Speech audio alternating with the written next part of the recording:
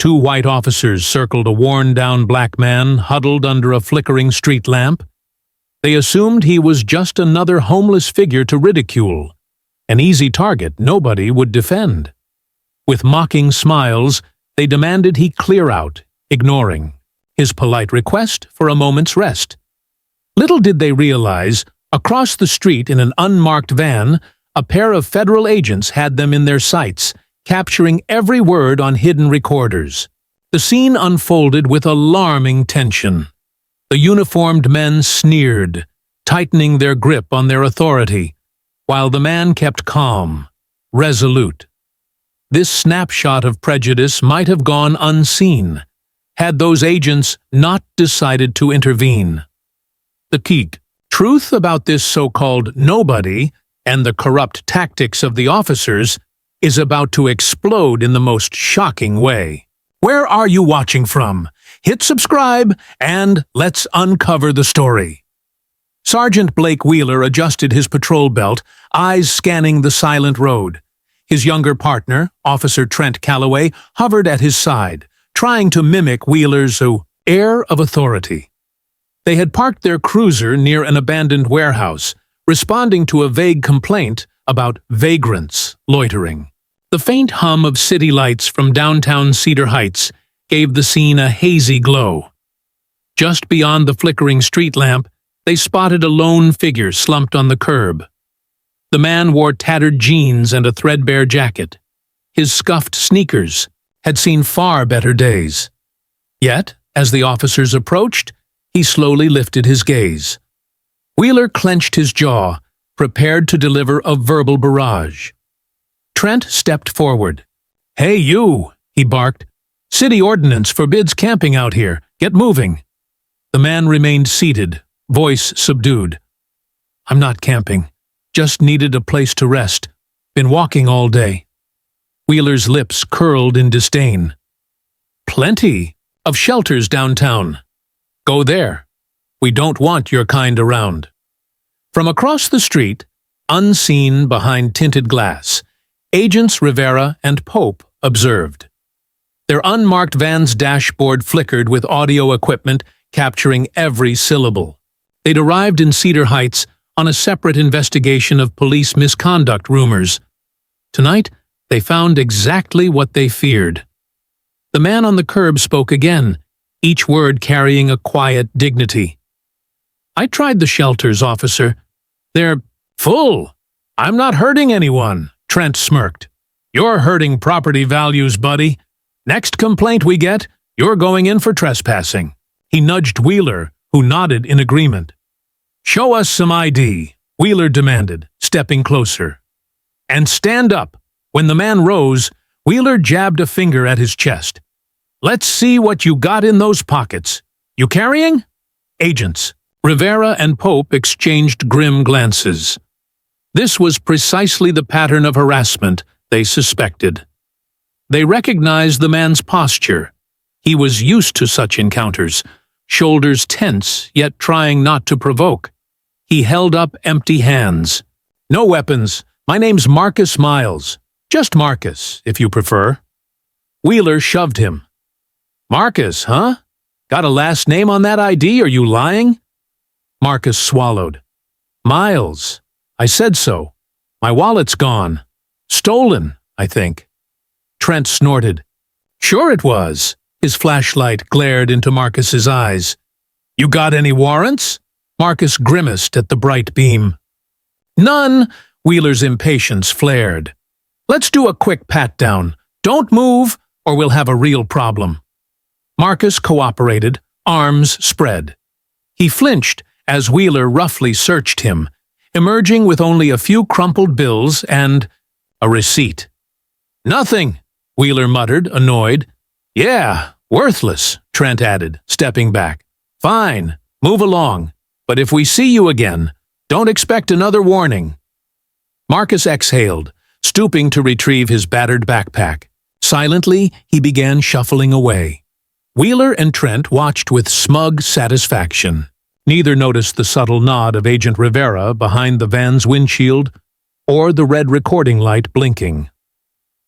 As Marcus disappeared into shadow, The cops chuckled, high on their power trip. They had no clue each second of that harassment was now evidence. Agents Rivera and Pope quietly started their engine, aware they had captured enough for the first step of a much larger operation. Tonight was just the beginning of their plan to confront a deeper corruption running through Cedar Heights PD. The following morning, Agent Rivera sat in a cramped motel room, laptop open. She replayed the previous night's footage, the officer's derisive tones, the humiliating commands. Every line was time-stamped, ready for submission. Across the small table, Agent Pope sipped lukewarm coffee, scanning local police files. A bland beige wallpaper and flickering overhead light gave the room a dreary feel. But their mission was anything but dull. "They sure didn't hold back," Pope commented, pausing the video. "How many times have they done this off-camera?" Rivera shook her head.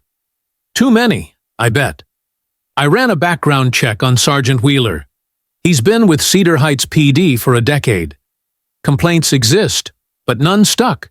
He's well protected." Pope raised an eyebrow. "Protected by whom? The department brass, or local politicians?"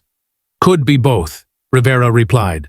"But we won't know until we dig deeper." They decided to find Marcus. If he was still around, his testimony might help. Meanwhile, a covert plan took shape. Gather enough evidence to present a solid case, then confront the higher-ups. They also wanted to see if Wheeler and Calloway were part of a broader pattern of abuses. With the footage from last night as a start, they needed more. By midday, they cruised the same industrial blocks in an inconspicuous sedan. They passed boarded-up warehouses, graffiti-splashed walls, and half-burnt trash bins. Homeless camps peeked from vacant lots. Pope scanned each cluster of tents, seeking Marcus's distinctive battered jacket or limping stride. Eventually, they found him leaning against a chain-link fence near a soup kitchen. His eyes flicked up warily as their car approached. When Rivera rolled down the window and greeted him by name, he tensed, ready to flee. "Marcus, we're not cops," she assured, voice gentle. "We just want to talk about last night.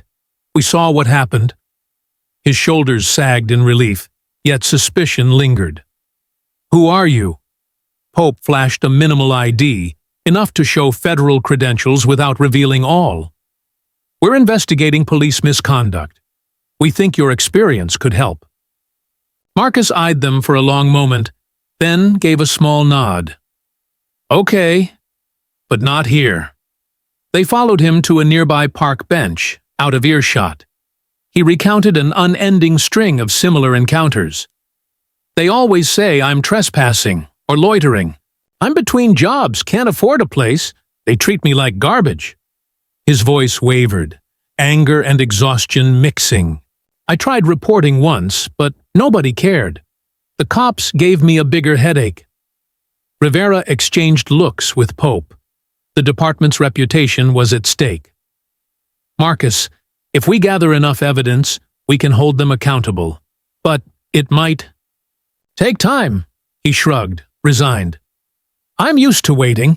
Pope offered him a small wad of meal vouchers. "Use these for the soup kitchen or grocery. We want you safe. And if they harass you again, call us."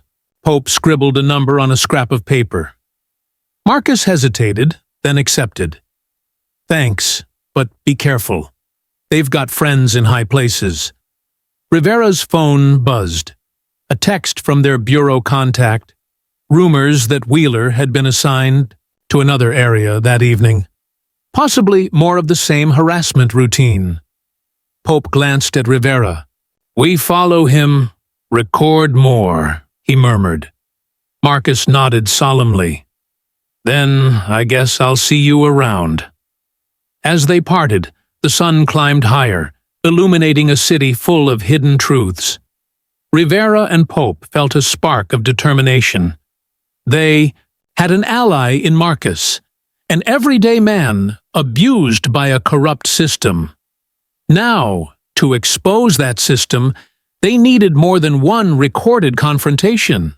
They needed to reveal Cedar Heights PD's entire pattern of injustice, from street-level bullies up to those granting them impunity. That evening, Wheeler and Calloway roamed a different neighborhood near a rundown strip mall. They scanned for easy targets, anyone who might be alone and powerless. The sky glowed orange as the sun set behind cracked asphalt and vacant storefronts. A faint drizzle dampened the air, but they pressed on, hungry for a new excuse to assert dominance. Meanwhile, Agents Rivera and Pope trailed them at a careful distance. From inside their unmarked sedan, they watched Wheeler's cruiser halt by, a lone figure rummaging in a dumpster behind a shuttered grocery. Audio equipment captured muffled bits of conversation, but they needed a closer vantage. Pope slipped out on foot, hugging the shadows. The man in the dumpster was older, with wiry gray hair poking from beneath a threadbare beanie. Wheeler swaggered over, baton tapping his palm. "Out of there," he growled. "Thought we told you folks not to scavenge around here." Calloway circled behind. "What's your name, old man? You deaf? We said get out." Startled, the man emerged, dropping a bruised apple core. "I'm just hungry," he mumbled. Wheeler sneered. "Don't care. This is private property. You have ID." "No," the man stammered, glancing at the chain-link fence as if considering escape. "Hands on your head," Calloway barked. Without waiting, he shoved the man against the dumpster. "We'll check for warrants. You know. The drill." Hidden behind a parked truck, Pope filmed with a discreet camera. He zoomed in to see Wheeler rummaging the man's pockets, retrieving only some coins and a bent library card. The older man's face contorted with humiliation. "All worthless," Wheeler muttered, tossing the items to the wet ground. "Same story, different day." Agent Rivera, parked around the corner, listened via earpiece. Each second stoked her anger. She radioed Pope softly. "We have enough yet?" Pope whispered back. "It's building. Let's wait. They might escalate." The Bureau wanted an airtight case, capturing not just harassment, but potential physical abuse or falsification of charges. Wheeler pressed the man's face harder into the dumpster. "Any contraband, old man? Or are we just wasting our time?" Tears brimmed in the man's eyes. "Please, I'm not harming anyone.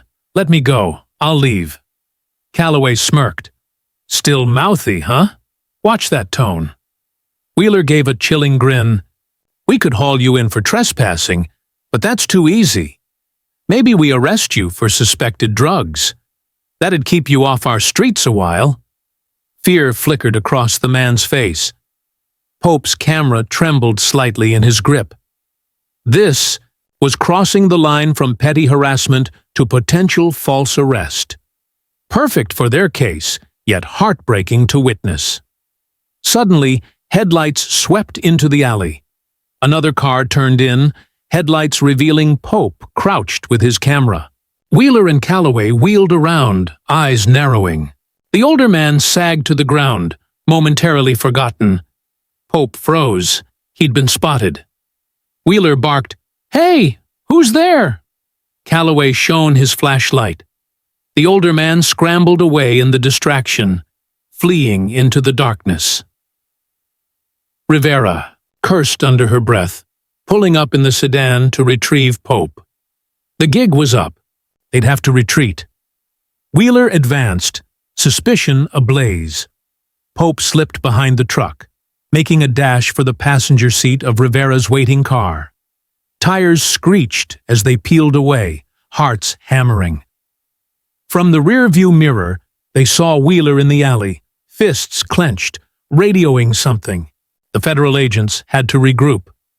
They had more than enough for probable cause, but now the cops knew someone was watching. Tension soared. The investigation had shifted from covert to a dangerous cat-and-mouse game. The question was how Cedar Heights PD would respond once they realized the watchers might be federal. Early the next morning, a tense meeting took place in a small conference room at the Cedar Heights FBI substation.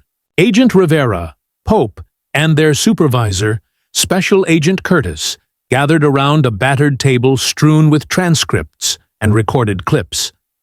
Curtis's stern gaze spoke volumes. Their cover was compromised, but retreating now would let Wheeler and Calloway continue unchecked. Rivera recounted the previous night's near exposure. They spotted Pope filming. There's a good chance they're spooked. Curtis folded his arms.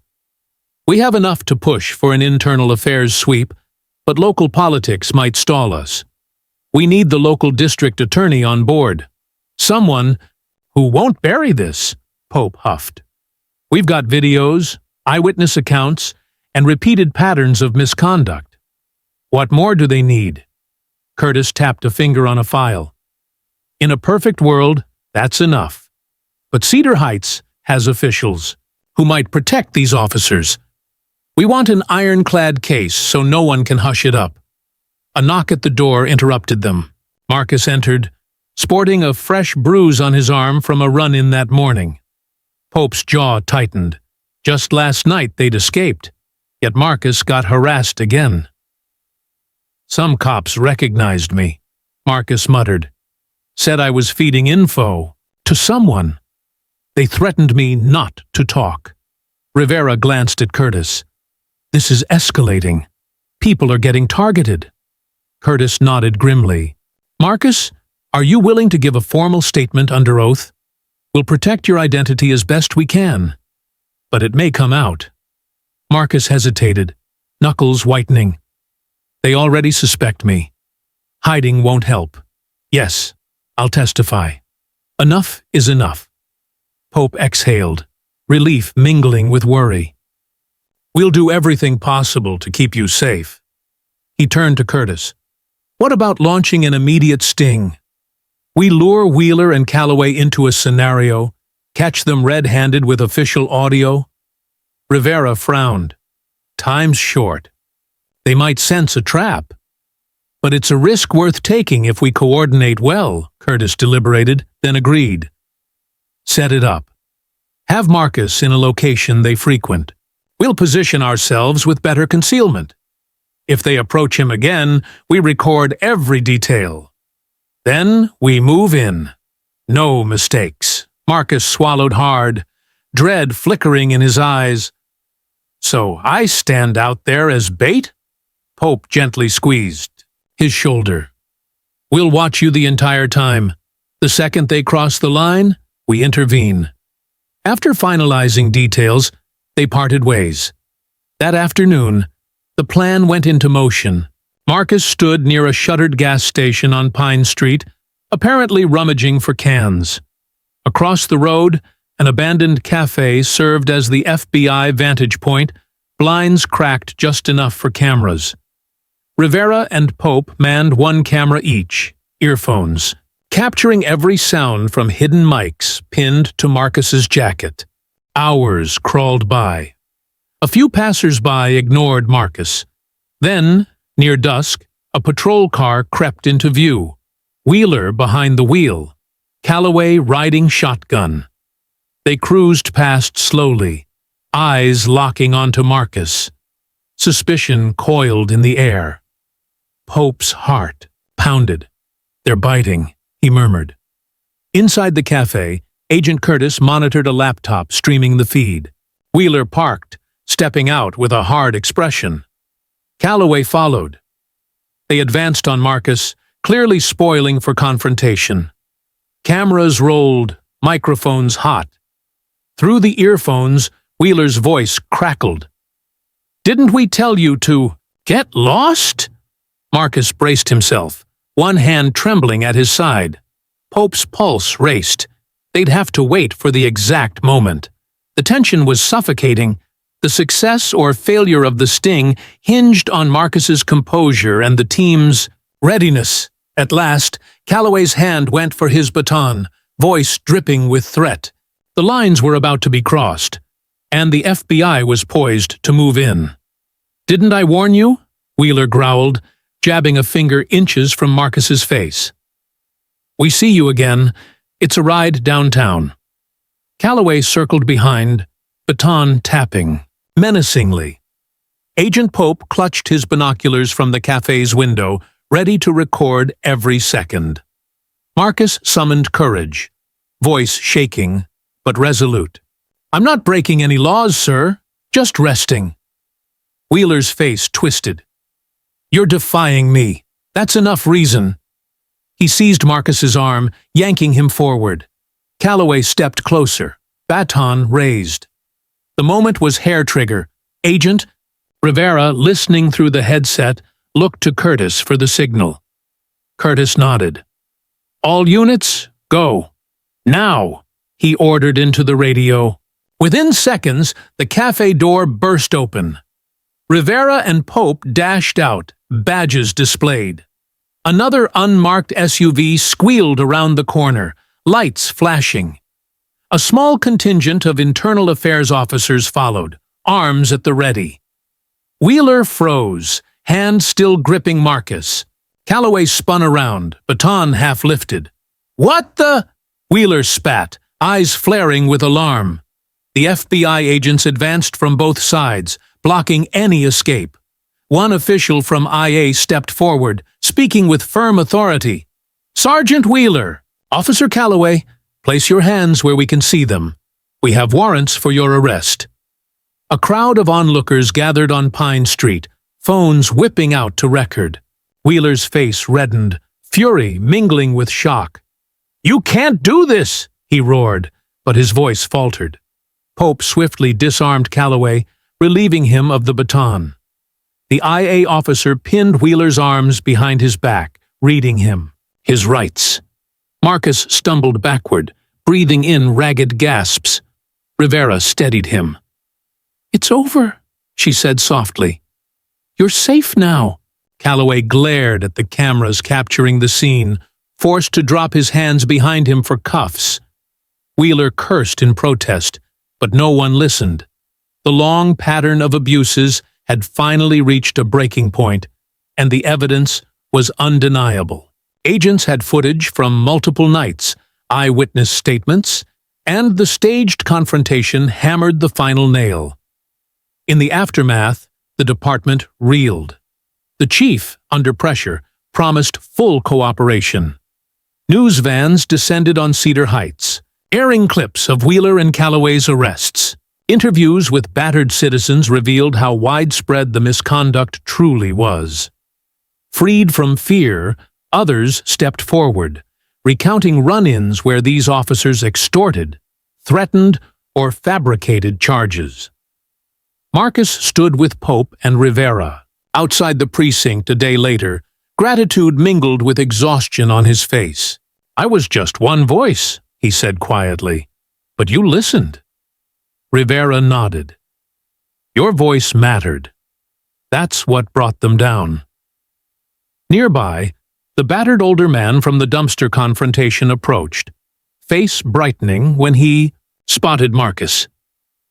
"Thank you for speaking up," he whispered. "Guess we're not invisible after all." Pope offered a reassuring smile. "You two helped open eyes. If you need anything, the Bureau will help." Marcus exhaled, the relief tangible. Soon he'd have a chance to piece together a new life, free from daily harassment. Cedar Heights. PD faced a deep cleanup, with indictments looming for more than Wheeler and Calloway alone. Justice had arrived in the form of relentless federal scrutiny. That evening, Agents Rivera and Pope loaded their equipment, preparing to depart. Another city, another mission likely beckoned. But for now, they felt the weight of a job well done. As the sun set on Cedar Heights, they left behind a promise that racism and abuse of power, once unveiled, would not remain unchallenged. If you found this story powerful, Let us know where you're watching from and give it a thumbs up. Make sure to subscribe so you won't miss more exposés on hidden injustices. Together, we can shine a light where it's needed most. Thanks for reading, and see you in the next story.